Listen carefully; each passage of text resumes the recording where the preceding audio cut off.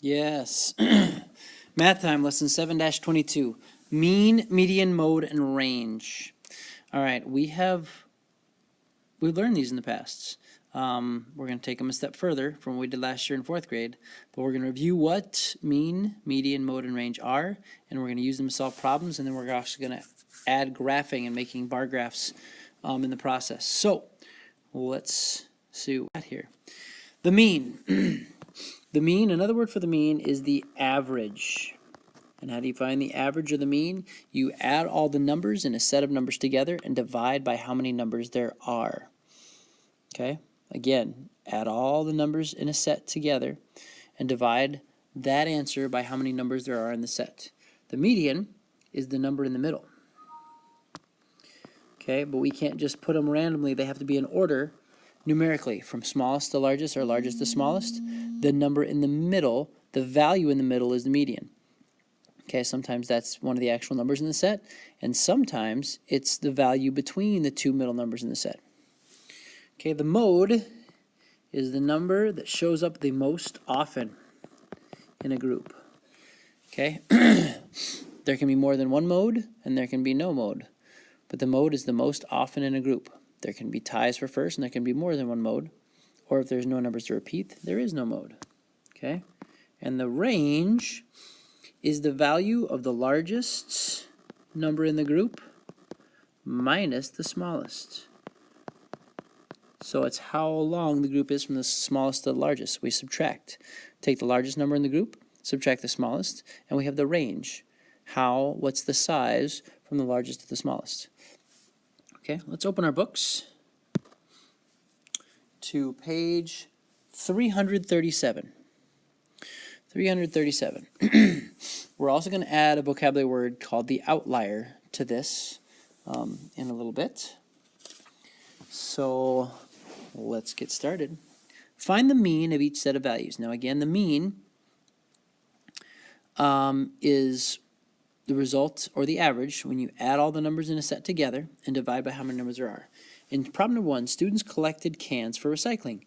Bill collected 48 cans. Carla had 16. Brianna and Mario each had 54. That means Brianna had 54. Whoops, not 55. 54.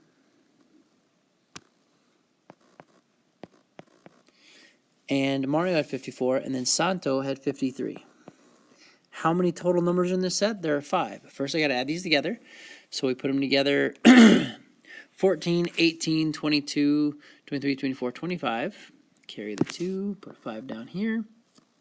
5, 10, 15, 22. 225 is the total number of cans collected. We take that 225 and divide by, there are 5 people that collected cans. 5 does not go into 2, but 5 goes into 22 4 times. 20, subtract, get 2, bring down the 5.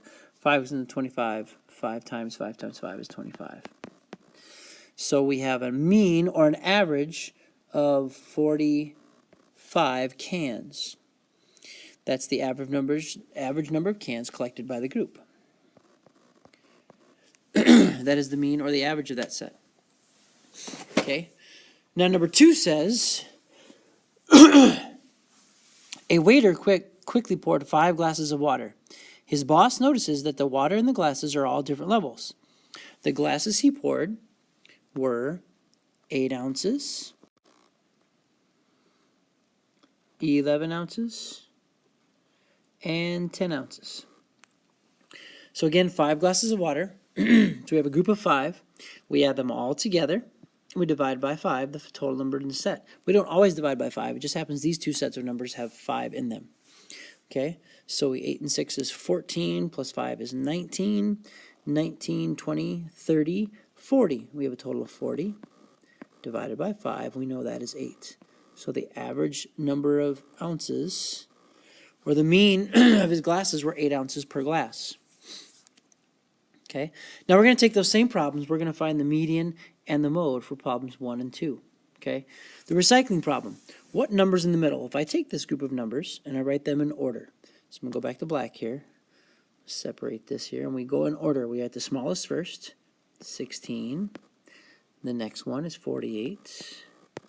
Then the next one is 53. And then there's two 54s. To find the median, which one is in the middle? 53 is in the middle. So 53 is my median. The mode, the number that shows up the most often. There are two 54s in this group, so 54 is my mode. Only one number showed up more than once, and so that's the number that shows up in the list the most often. Okay, now the weighter problem. We have to put these back in order from smallest to largest. So I'm going to rewrite them in red down here. 5, 6, 8, 10, and 11. The one in the middle is 8, so the median is 8. And the mode, there's none that show up the most often, so there is no mode. There has to be at least one number repeat for there to be a mode. There is no mode in this set of numbers.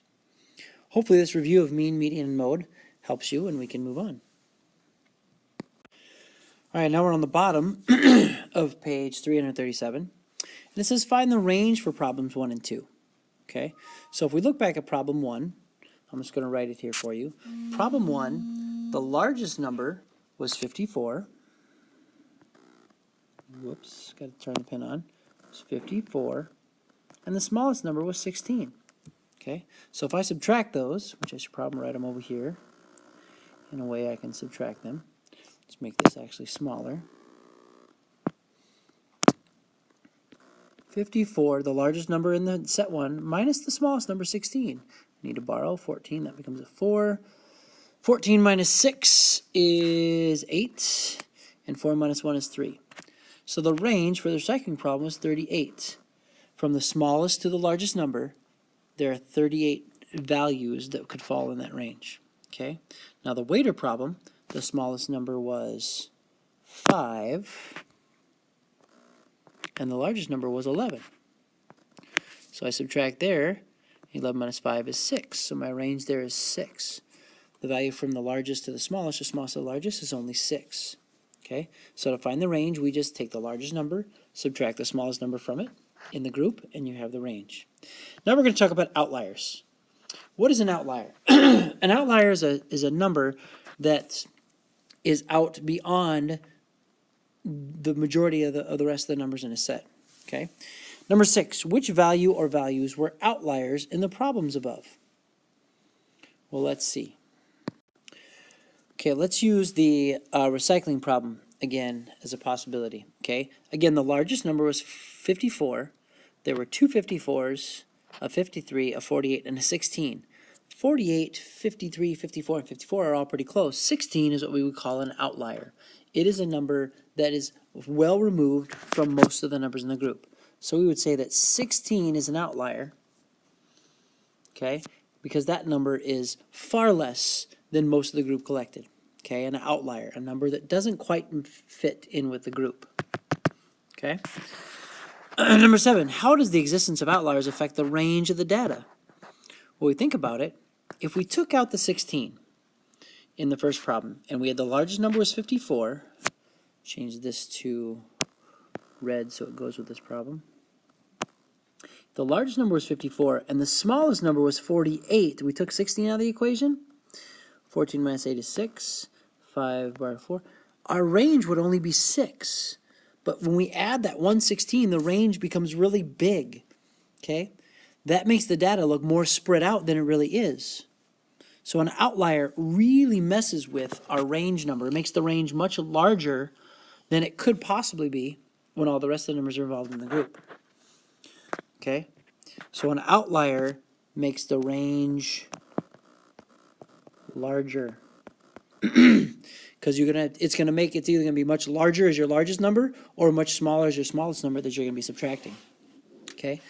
Number 8 says describe the shape of this set of data.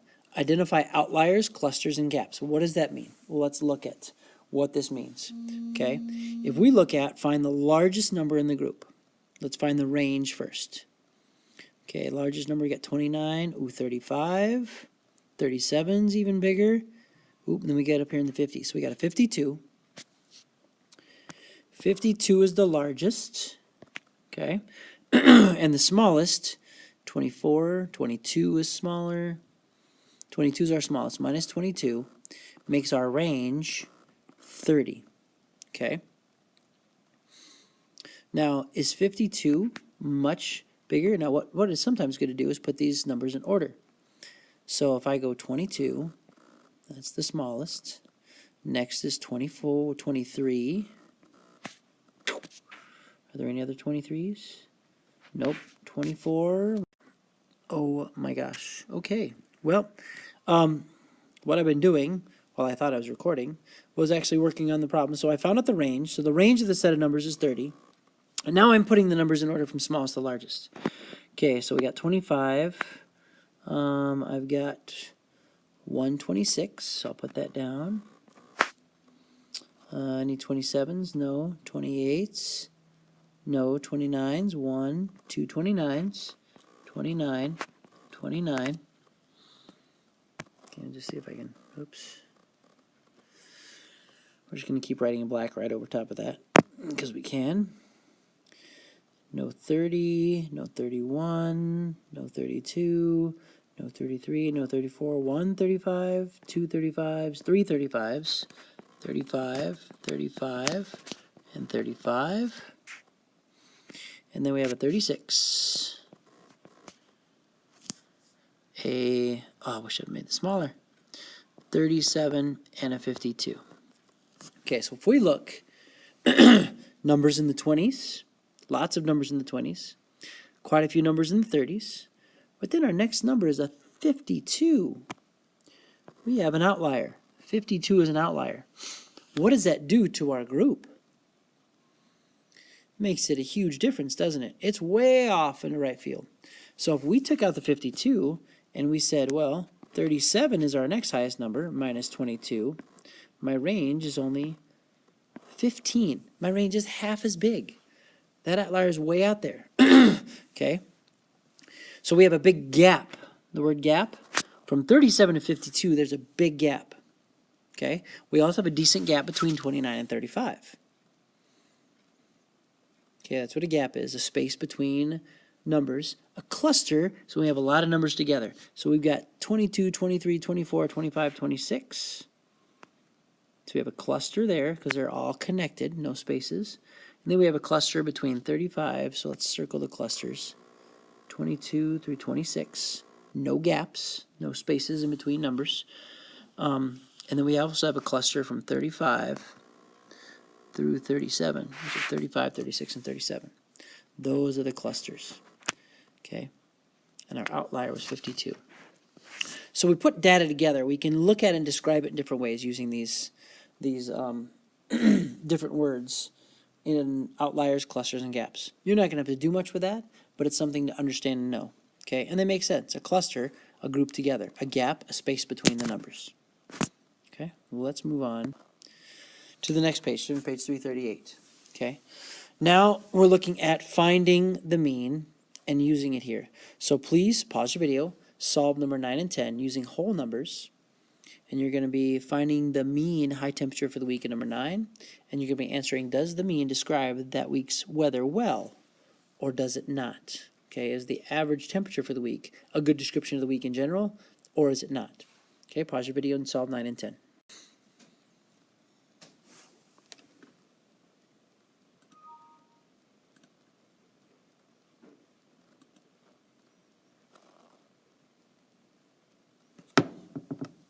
All right, so on number 9, put the math together, we figure out that the average temperature for the week, we add them all and divide by how many there are, the average temperature of the week is 50 degrees, okay? Now, does 50 degrees accurately describe the temperature? Okay, when I put these in order, from the smallest to the largest, and I put them up here, I'll put them up here in black.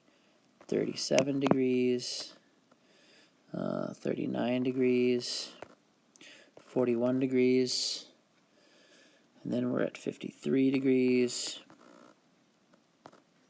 57 degrees, 61 degrees, and 64 degrees. The average temperature at 50 degrees, actually there were no days, only one day that was actually close to 50 degrees. Half the week, 3 of the days of the week, it was much cooler than 50 degrees. The other 3 of the days of the week, 57, 61, and 64 degrees, it was much warmer than 50 degrees. So the average here does not describe the week's weather well. It's an average, but we had part of the week that was much cooler than 50 degrees, and part of the week it was much warmer. Okay, so sometimes an average doesn't give you a good description of what's happening every day, but it gives you that middle ground. Okay, decimal problem, same thing. Whoops, don't need to write there on my finger. 11, Gwen measured the temperature in Fahrenheit of a chemical mixture during a science experiment. What was the mean temperature of the mixture? Round to the nearest tenth. So now we have a bunch of numbers that we could add together and find the mean for. Now, this is a big problem. You got to take your time, but it's a lot of adding. Okay, you can use your calculator to do the adding part of this problem. So pause your video, get the numbers, you've got them in your book. You can use your calculator to add them together, but then do not use your calculator to divide. Do the long division by hand. Pause your video, do this problem, and find the average temperature of the science experiment.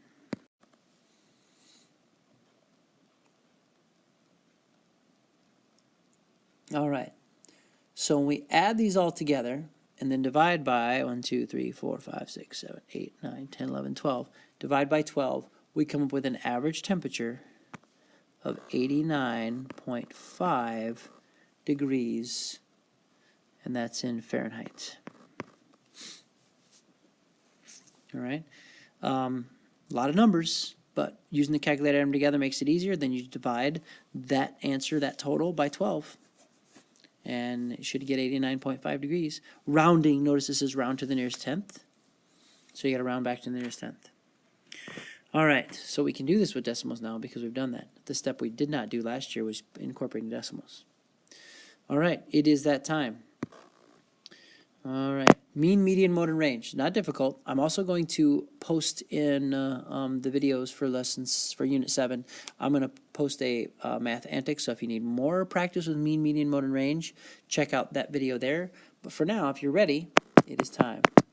Homework and remembering. Might be the last day we do remembering for a while, of the full remembering anyway. Homework and remembering 7-22. Good luck and get started.